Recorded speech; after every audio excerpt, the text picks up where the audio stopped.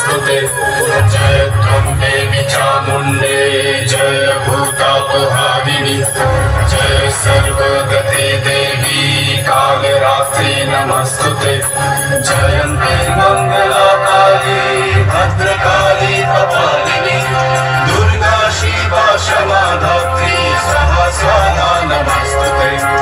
या देवी सर्वभूतेषु मातृरूपेण संस्थिता नमस्तस्यै नमस्तस्यै नमस्तस्यै नमो नमः।